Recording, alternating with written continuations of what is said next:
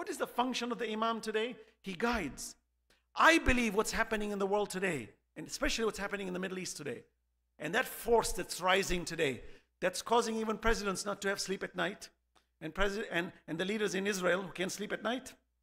The Imam is doing his work. Don't be fooled.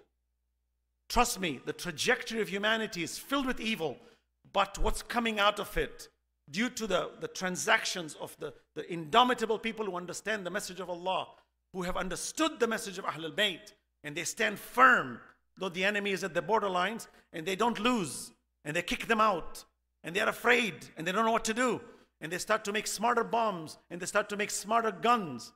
But none of that will work, because nothing is smarter than the heart. Nothing is smarter than faith. When you rise with faith, nothing can touch you. This is why it's so important in this month of Ramadan. Let's strengthen our faith. Do not lose hope in Allah. Oh no, Allah guarantees, Inna fatahna laka fathan mubina. I guarantee you victory. Allah says to the Prophet, you've signed this agreement of Hudaibiyah, don't worry.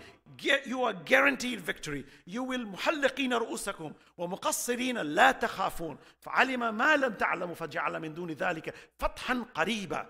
They will do halaq and taqsir soon. Don't worry. You sign this agreement. I promise you. Allah in Surah Al-Qasas, وَنُرِيدُ أَن نَمُنَّ عَلَى الَّذِينَ اسْتُضْعِفُوا فِي الْأَرْضِ وَنَجْعَلَهُمْ أَئِمَّةً وَنَجْعَلَهُمُ الْوَارِثِينَ. We promise you, it is the desire of God that you shall be the inheritors, or you who have been oppressed. Even biblically it says the meek shall inherit the earth. This is nothing new. I conclude tonight, in transaction, our Imam is among us. He's a witness, and he is moving the world.